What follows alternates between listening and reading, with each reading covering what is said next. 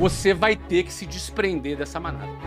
Se você faz o que todo mundo faz, você vai chegar no mesmo lugar que todo mundo chega. Minha primeira atividade que eu fiz, minha primeira iniciativa que eu fiz, eu tinha um relógio. E aí a primeira coisa que eu fiz foi vender esse relógio. Então eu comecei a vender para os meus amigos, amigos do bairro, amigos da escola. Daqui a pouco eu comecei a vender para vizinho do amigo. E o negócio começou a rodar. Depois, num segundo momento, quando eu comecei a vender com um pouco mais de escala, eu comecei a questionar. Porque o que eu ganhei vendendo aqueles relógios já era mais do que o meu pai e a minha mãe ganhavam no mês. Mas quando eu ganhei aquele dinheiro, eu gostei de ganhar aquele dinheiro. E eu me senti assim, cara, por que que as pessoas pegam 2 horas de ônibus para ganhar um salário mínimo? Por que que elas fazem isso? Elas não vendem relógio. As pessoas, elas são treinadas para poderem entrarem nessa linha de montagem.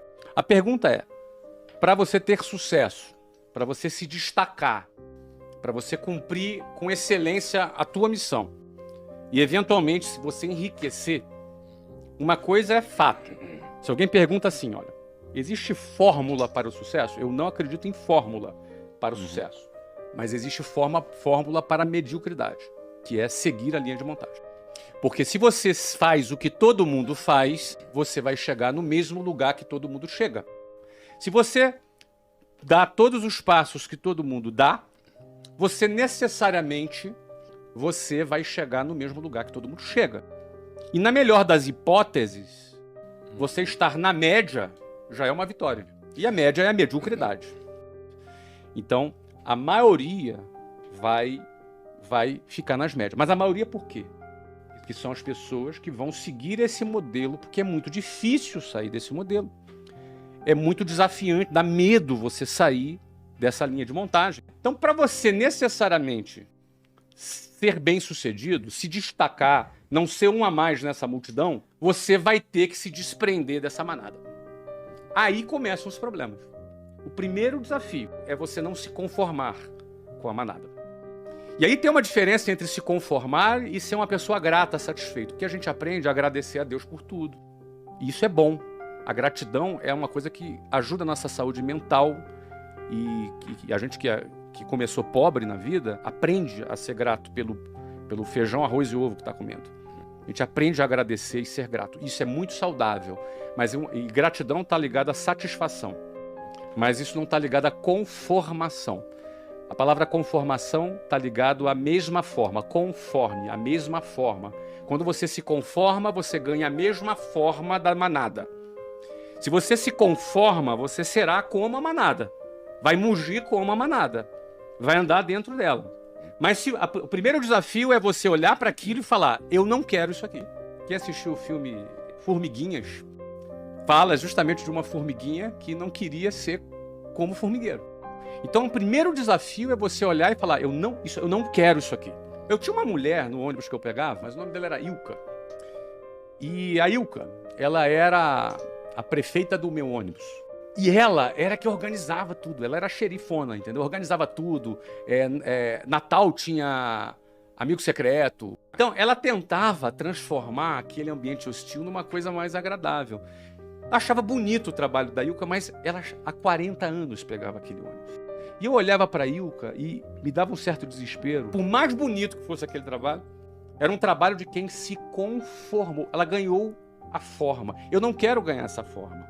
Tem uma imagem que eu costumo falar, que é quando eu pegava lá um ônibus 5 horas da manhã, e no inverno é de noite no Rio de Janeiro.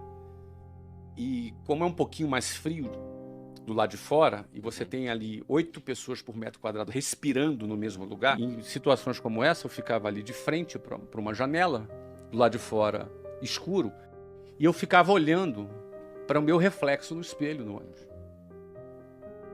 E eu me via naquela situação. E eu me recordo bem de falar, cara, eu vou sair daqui. Eu não quero ficar aqui. Então, eu acho que o primeiro ponto é você dar um basta para você não se conformar com aquilo. A primeira coisa. Esse é o primeiro ponto. Porque a gente acaba se acostumando na nossa vida e tolerando determinadas coisas. Eu acredito que todos são capazes.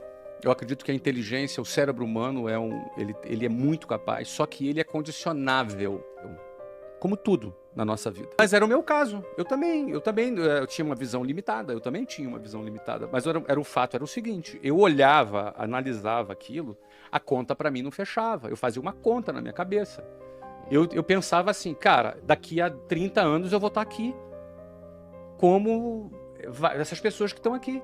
Só que eu não quero.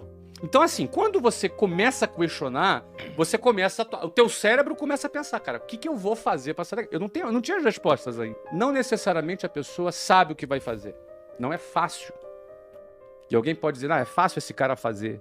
Ele falar isso, ele é rico. Então, hoje é mais fácil falar, mas eu estive naquela situação dentro do ônibus que a gente está falando aqui. Então, penso que primeiro é questionar. O primeiro questionamento, eu não vou sair daqui.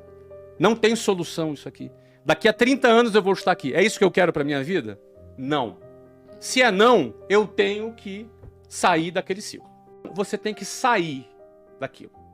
Porque a decisão de sair da manada, os primeiros metros longe da manada, a manada te vê saindo dela. E a manada te julga, te põe medo. Vai começar assim. Geralmente, as piores pessoas para você vender são os amigos e parentes. São os piores. Eu tinha um vizinho que logo quando eu comecei a vender curso de inglês, eu arrumei um emprego para vender curso de inglês. E fui começar a vender curso de inglês. E ele era um cara que trabalhava de gravata. E eu achava assim, cara, esse cara deve ser importante. E aí eu fui lá falar do inglês para ele.